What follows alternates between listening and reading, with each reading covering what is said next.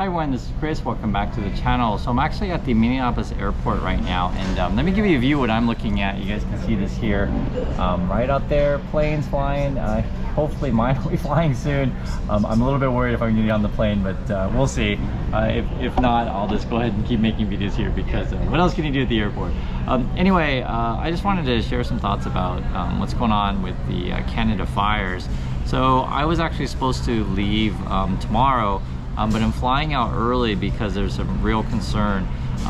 Basically, I was in the Baltimore, DC area, and if you guys don't know, the fires in Canada, it was spreading to New York now, and the air quality in New York is really awful, and they were grounding flights in like LaGuardia, etc., and then started affecting flights in Philadelphia, and then also as far as North Carolina, so then DC and Baltimore also in that as well. So I think I got out just at the right time, and also too, just tracking air quality.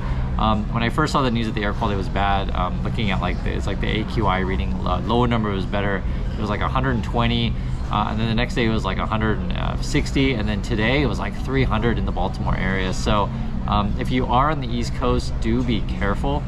Take this stuff seriously, and I noticed that even Google was telling people on the East Coast to stay home. It was kind of interesting too, just talking about other daily news as well. Google was also telling people that they want you to come in eventually, and they're going to be tracking people with like badge swipes, that kind of thing, to make sure that you're coming into the office. And this is going to be a big debate going forward, you know, whether or not to you know, get people to come in. Can a company still function? And actually someone wrote a really interesting comment yesterday on the channel that essentially the people who are really most nervous about the whole work from home thing are the middle managers, because essentially that sort of wipes out their jobs. And this is something that, you know, Meta / Facebook has been trying to do with their companies, like sort of they're calling it flattening, where they're going to eliminate those kind of jobs. So but in all of these situations, like when you have basically a health crisis, so first it was, say, the pandemic, and now we have like air quality issues, you're just better off being at home. You know, most important thing in life is your health. If you don't have that, you really don't have anything. And it's funny, my brother's been sort of touting a new family logo, healthy, wealthy, and wise, with health coming first. And you know, Keen's my brother. If you haven't seen the coffee video with him, he's a cool dude. But yeah, health is really, really important, and I can't stress enough, take care of yourself out there. Other things going on in the news as we do the daily news here.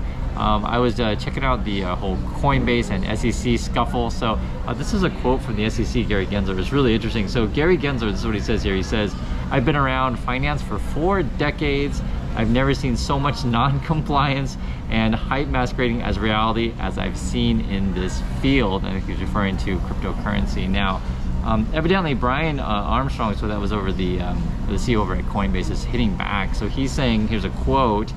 So they were trying to get a meeting with Gary Gensler. So basically what it is they claim that they're trying to be in compliance, but that the SEC doesn't really give them clear guidance to comply to. So this is kind of an interesting issue. But here's a quote from them. They're saying, when he first came as chair, I flew out to New York. I reached out to him. He's talking about to Gensler.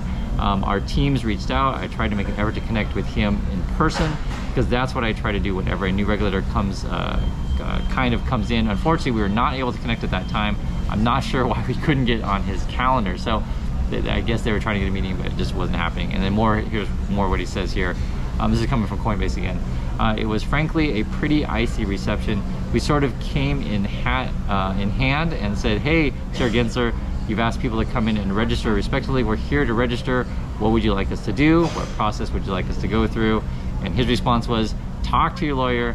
I'm not here to advise you." So, you know, I don't know what to make of this stuff, to be honest, because it's kind of the same situation with, say, like the whole FTX situation or Binance. I mean, they keep saying all along that, you know, we're compliant, we have all the money, no customer funds are being touched, etc. Now, I do think Coinbase is a little bit different because they did go public, and a lot of people in the comments are writing, so like, if they're so bad, like why would the SEC let them go public at all? And I think that is a reasonable argument.